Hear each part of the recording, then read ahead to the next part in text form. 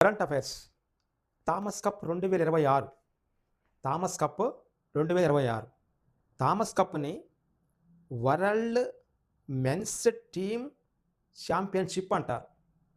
World men's team championship world men's team ఛాంపియన్షిప్గా పేర్కొనే Thomas కప్ని కేవలం పురుషులు మాత్రమే ఆడగలుగుతారు. ఈ పురుషులు టీమ్ ఛాంపియన్షిప్ని షట్లర్లు మాత్రమే ఆడగలుగుతారు. షట్లర్లు బ్యాడ్మింటన్ క్రీడను ఆడగలుగుతారు. అంటే బ్యాడ్మింటన్ క్రీడాకారుని షట్లర్ అని పిలుస్తారు. ఈ షట్లర్లు ఆడే కప్పుని థామస్ కప్ అంటారు. థామస్ కప్ 2026 వేదిక హారెన్స్ నగరం, ఇది డెన్మార్క్లో ఉంటుంది. ఐరోపా ఖండ దేశం డెన్మార్క్లో హోరెన్స్ నగరంలో 2026 ఏప్రిల్ మే మాసంలో జరిగిన క్రీడాంశాన్ని థామస్ కప్ అంటారు. థామస్ కప్పుని తొలిసారిగా ఫైనల్ చేరిన దేశము, అది భారతదేశాన్ని ఓడించి సెమీఫైనల్లో భారతదేశాన్ని ఓడించి ఫైనల్ చేరిన దేశము ఐరోపా ఖండ దేశమే. దాన్ని ఫ్రాన్స్ అంటాం. ఫ్రాన్స్ ఫైనల్ చేరి చైనా చేతిలో 3-1 తేడాతో ఓడిపోయింది. అంటే సెమీఫైనల్లో భారత్ను ఓడించిన ఫ్రాన్స్ ఫైనల్లోని చైనా పైన ఓడిపోయింది. చైనా 2026 థామస్ కప్ని గెలుపొందటం వలన దానికి మొత్తం 12 థామస్ కప్పులు వచ్చినాయి. 12వ థామస్ కప్ని చైనా గెలుపొందింది 2026లో. తొలిసారిగా ఈ వరల్డ్ మెన్స్ టీమ్ ఛాంపియన్షిప్ని తొలిసారిగా చైనా గెలుపొందింది 1982లో. 12వసారి 2026లో. ఈ టీమ్ ఛాంపియన్షిప్ని ఎక్కువగా గెలుపొందిన దేశము 14 సార్లు గెలుపొందింది, దాన్ని ఇండోనేషియా అంటారు. 12 సార్లు చైనా, మలేషియా 5 సార్లు, భారత్ ఒక్కసారి మాత్రమే గెలుపొందింది, అది 2022లో. డెన్మార్క్ ఒకసారి, జపాన్ ఒకసారి. మొత్తం మీద జపాన్, డెన్మార్క్, భారత్లో ఒక్కొక్కసారి మాత్రమే గెలుపొందినాయి. మలేషియా 5 సార్లు, చైనా 12, ఇండోనేషియా 14 సార్లు గెలుపొందినాయి. 2026లోని థామస్ కప్లో స్వర్ణ పథకాన్ని గెలుపొందింది చైనా. రజత పథక విజేత ఫ్రాన్స్. కాంస్య పథకానికి ఇద్దరిని సెలెక్ట్ చేశారు, ఒకటి భారతదేశం, 2 డెన్మార్క్. ఇప్పటి వరకు భారతదేశము థామస్ కప్లో స్వర్ణ పథకాన్ని గెలుపొందింది ఒక్కసారి, అది 2022లో. కానీ థామస్ కప్లోని భారతదేశము కాంస్య పథకాలని 4 సార్లు గెలుపొందింది. 1952, 1955, 1979, 2026. 2026, 1979, 1955, 1952లో థామస్ కప్లోని కాంస్య పథకాన్ని గెలుపొందిన దేశం భారత్. అంటే ఒక స్వర్ణం, 4 కాంస్యాలని గెలుపొందింది. అలాగే సెమీఫైనల్లో భారతదేశము ఫ్రాన్స్ దేశం పైన ఓడిపోవటం వల్ల మనం కాంస్య పథకానికి మాత్రమే పరిమితమైనాం. అసలు మొట్టమొదటిసారిగా ఈ థామస్ కప్ని తీసుకొచ్చిన వ్యక్తి, ఆలోచన చేసిన వ్యక్తి 1948వ సంవత్సరం, 49 సంవత్సరాల మధ్య ఇంగ్లాండ్ దేశానికి చెందిన sir George Alan Thomas. Sir George Alan Thomas ఈయన వరల్డ్ ఫెడరేషన్ ఆఫ్ బ్యాడ్మింటన్లో కూడా వ్యవస్థాపక సభ్యుడిగా ఉంటాడు. అంటే వరల్డ్ బ్యాడ్మింటన్ ఫెడరేషన్ ఏర్పాటు చేయటంలో థామస్ ఉన్నారు. మరి 1948, 49 మధ్య ఇంగ్లాండ్ దేశంలోని తొలిసారిగా అక్కడ నిర్వహించినప్పుడు ఆ దేశ ఇంగ్లాండ్ దేశంలో దీనిని థామస్ కప్ను ఆలోచన చేసింది కూడా సర్ జార్జ్ ఆవాన్ థామస్. ఈయన రెండిట్లో థామస్ కప్ ఏర్పాటు చేయడంలో ఈయన పాత్ర ఉంది, వరల్డ్ ఫెడరేషన్ ఆఫ్ బ్యాడ్మింటన్ ఏర్పాటు చేయడంలో కూడా ఈయన పాత్ర ఉంది. 2026లో థామస్ కప్ నిర్వహించిన డెన్మార్క్ అయితే, భారతదేశము 2014వ సంవత్సరంలో ఢిల్లీ కేంద్రంగా దీన్ని నిర్వహించినప్పుడు తొలిసారిగా జపాన్ ఇక్కడ ఈ పథకాన్ని తీసుకొని పోయింది. అంటే 2014లో భారత్ ఒక్కసారి మాత్రమే దీన్ని నిర్వహించింది. ఇది యాక్చువల్గా 1948 నుంచి 82 మధ్య 3 సంవత్సరాలకు ఒకసారి నిర్వహించారు ఈ యొక్క క్రీడాంశాన్ని. 1982 నుంచి ప్రతి 2 సంవత్సరాలకు ఒకసారి థామస్ కప్ నిర్వహిస్తూ ఉంటారు. అయితే ఫైనల్లో థామస్ కప్కు సంబంధించి 5 విభాగాలు ఉంటాయి. 2 డబుల్స్ ఆడాలి, మెన్స్ 2 డబుల్స్ ఆడాలి, మరియు 3 సింగిల్స్ ఆడాలి. అలా ఏ దేశమైనా ఫైనల్లోని 3 సింగిల్స్ని, 2 డబుల్స్ని యావరేజ్గా తీస్తే ఎవరికి ఎక్కువ వస్తే మార్కులు వాళ్ళని స్వర్ణ పథక విజేతగా 2వ స్థానం, 3వ స్థానం, 4వ స్థానంగా కేటాయిస్తారు. 2026లో భారతదేశం యొక్క థామస్ కప్లోని ప్రతిభ ఆ కాంస్య పథకానికే పరిమితమైంది. ఇది క్రీడాంశాలకు సంబంధించిన అంశం.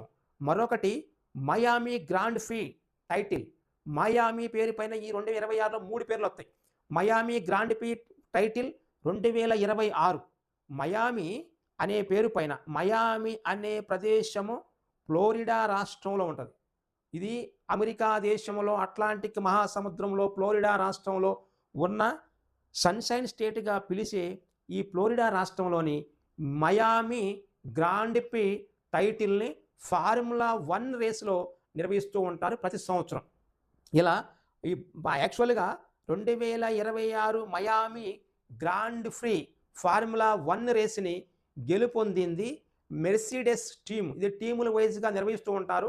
ఇది ప్రపంచంలో మెర్సిడెస్ టీమ్ వాళ్ళు మయామి గ్రాండ్ ప్రీని ఫార్ములా 1 రేసులో గెలుపొందారు. అయితే మెర్సిడెస్ టీములోని క్రీడాకారుడు ఇటలీ దేశస్థుడు. ఇటలీ దేశానికి చెందిన కిమి ఆంటోనెల్లి మెర్సిడెస్ టీమ్కి ఇటలీ దేశానికి చెందిన ఈయన మెర్సిడెస్ టీం తరపున మయామి గ్రాండ్ ప్రీ ఫార్ములా 1 రేసులోని విజేతగా నిలుస్తాడు. అయితే ఈ సీజన్లోని ఇది యాక్చువల్గా 4వది. 2026 సంవత్సరంలోనే 4 సీజన్ గ్రాండ్ ప్రీలు జరిగినాయి ఇప్పటి వరకు. 2026లోని గ్రాండ్ ప్రీలలో 4వది Miami Grand Prix America Florida రాష్ట్రంలో నిర్వహిస్తూ ఉంటారు. 1వది 2026లో మొట్టమొదటి ఫార్ములా 1 రేసుని ఆస్ట్రేలియన్ గ్రాండ్ ప్రీ అంటారు. దీని ఆస్ట్రేలియా గ్రాండ్ ప్రీని ఇదే మెర్సిడెస్ టీము, కానీ గెలుపొందింది మాత్రము ఏరే పర్సను జార్జ్ రస్సెల్ 2026లో ఫార్ములా 1 సీజన్లోని ఆస్ట్రేలియాతో మొదలైతే మొదటి సీజన్లోని మొదటి ఫార్ములా 1ని గ్రాండ్ ప్రీని టీం అయితే మెర్సిడెస్సే, కానీ గెలుపొందిన క్రీడాకారుడు George Russell.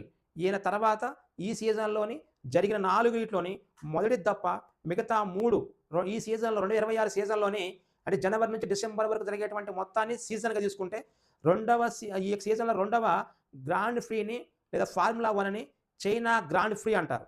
China Grand Prix 2026 విజేత ఈయన Kimi Antonelli Mercedes team Italy దేశస్థుడు.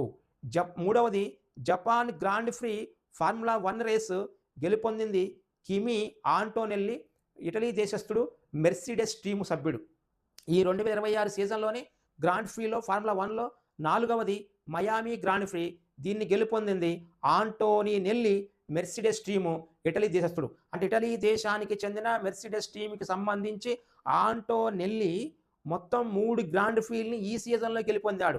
ఒకటి China Grand Prix formula 1, Japan Grand Prix formula 1, Miami Grand Prix formula 1.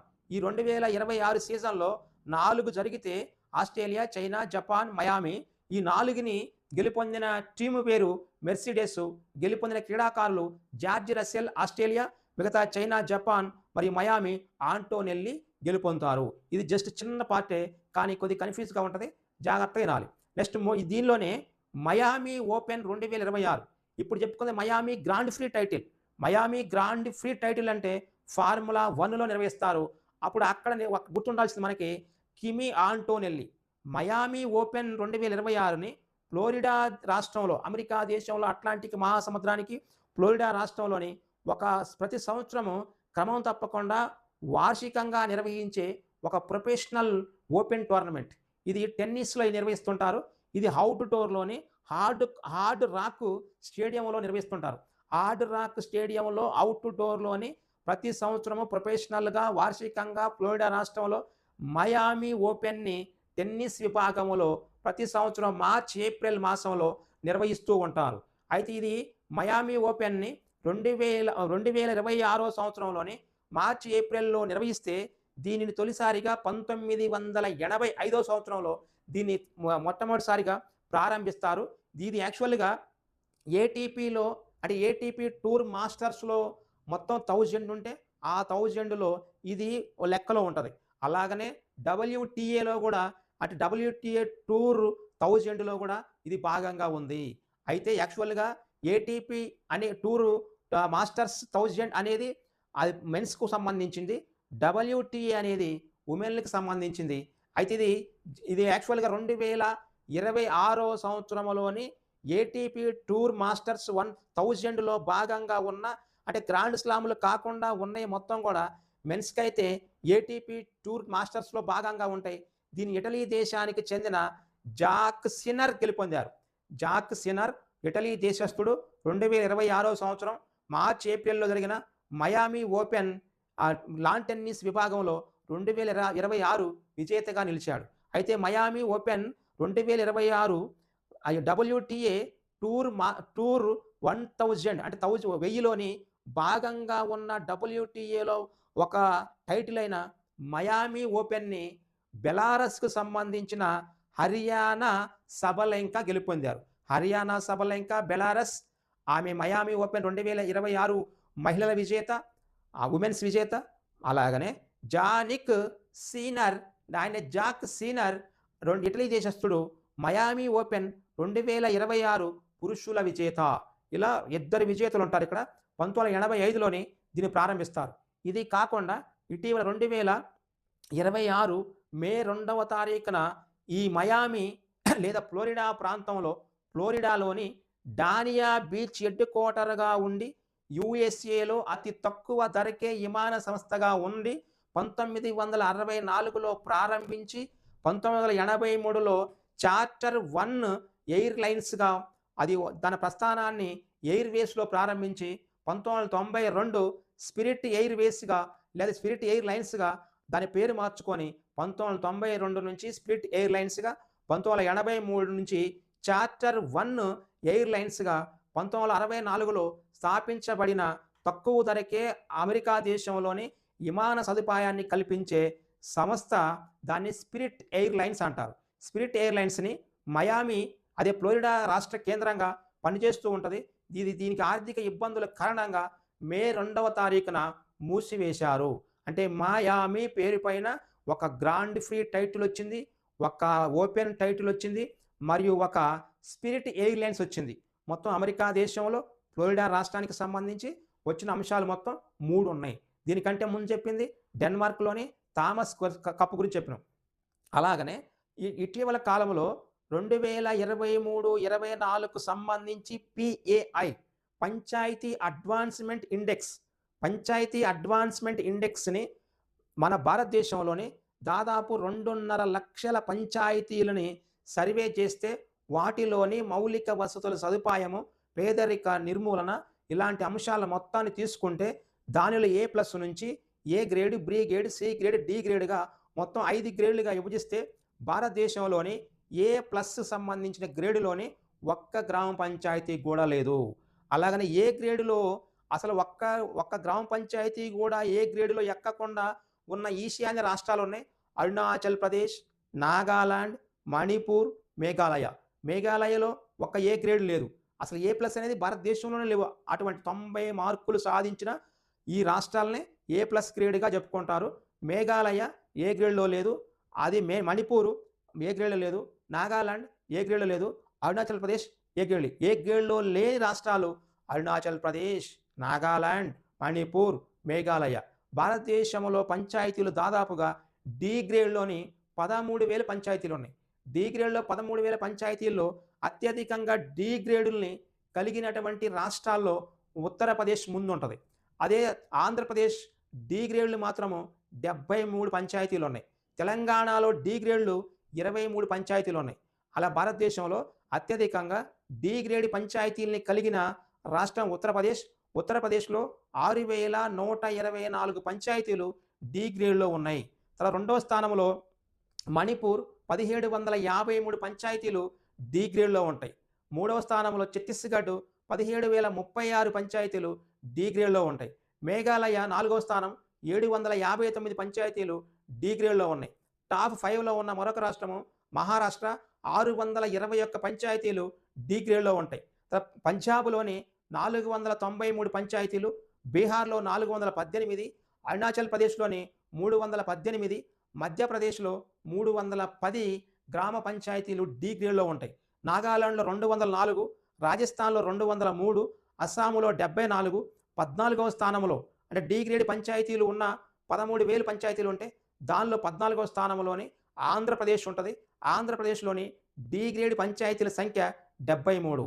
తర్వాత ఉన్న దానిలోని యాక్చువల్‌గా భారతదేశ వ్యాప్తంగా చూసుకున్నప్పుడు ఆంధ్రప్రదేశ్ దగ్గరనే ఒడిస్సా రాష్ట్రంలో 46 పంచాయతీలు డిగ్రేడ్, జార్ఖండ్‌లో 35, కర్ణాటకలో 31, గుజరాత్‌లో 25, అది తెలంగాణ ఈ డిగ్రేడ్ పంచాయతీలు కలిగిన రాష్ట్రాల్లో 19వ స్థానం ఉంటది.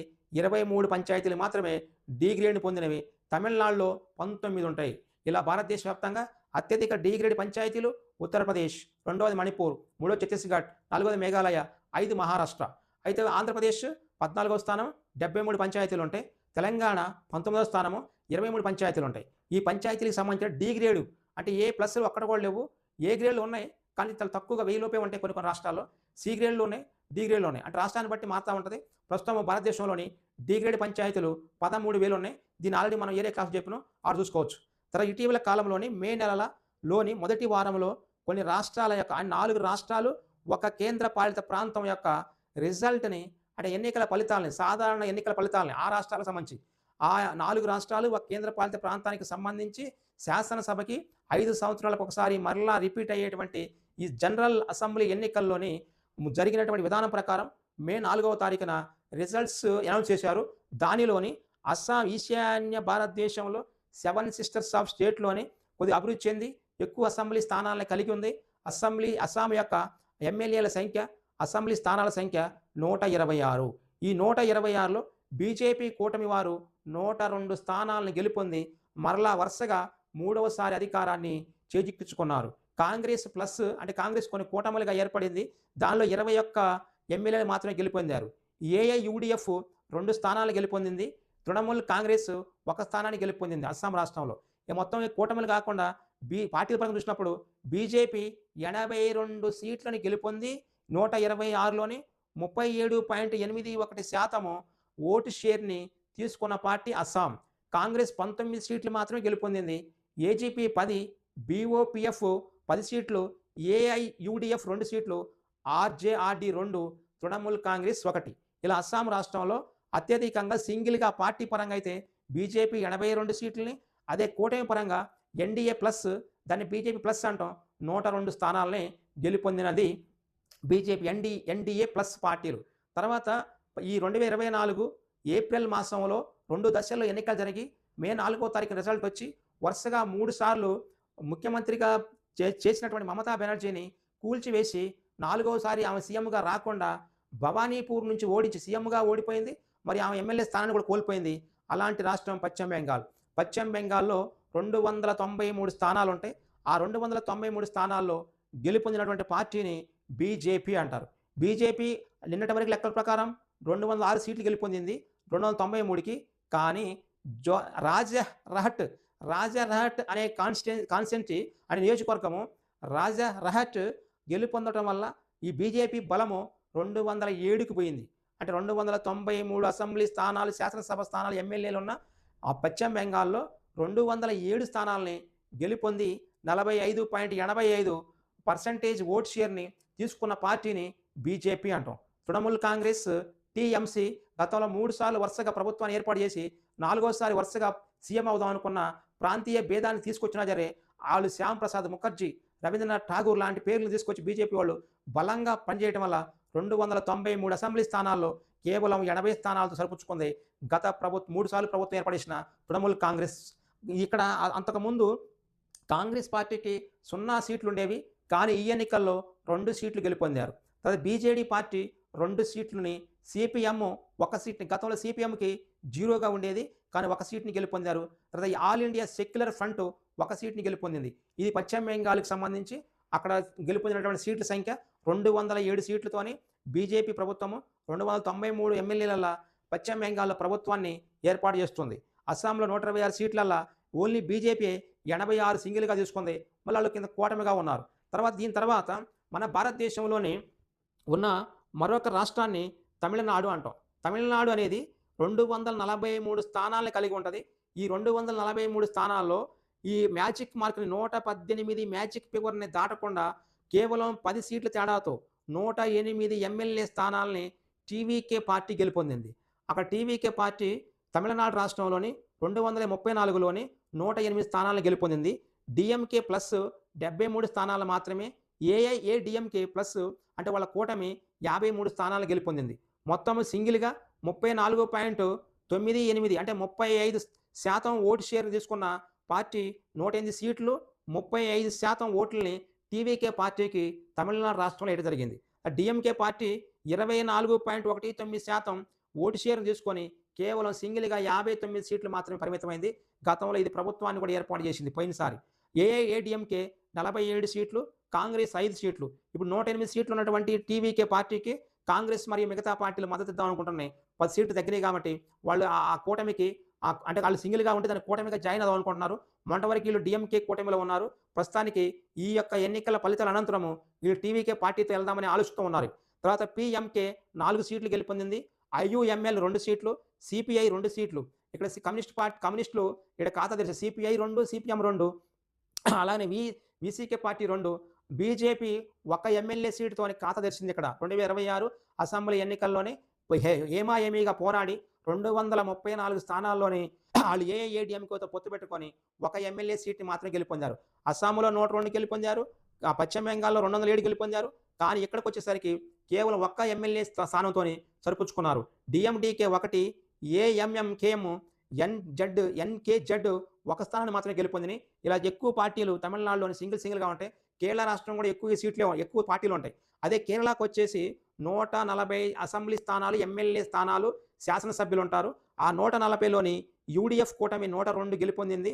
గతంలో ఉన్న ఎల్డీఎఫ్‌ని కేవలం 35 స్థానాలకే పరిమితం చేసింది. గతంలో ఉమెన్ చాందీ ప్రభుత్వంలోని అది ఎల్డీఎఫ్ ఉండేది. కానీ ఎల్డీఎఫ్‌ని రాకుండా యూడీఎఫ్ 102 స్థానాలు గెలుపొందింది. దాదాపు యూడీఎఫ్‌కి, ఎల్డీఎఫ్‌కి మధ్యంతరంగా పోటీ చేస్తూ ఎన్డీఏ కేవలం 140 స్థానాల్లోని 3 స్థానాలకు మాత్రమే 3 ఎమ్మెల్యేల సీట్‌కి మాత్రమే పరిమితమైంది. అది దీని సింగిల్‌గానే యూడీఎఫ్‌లోని సింగిల్‌గా కాంగ్రెస్ 63 సీట్లు గెలుపొందింది.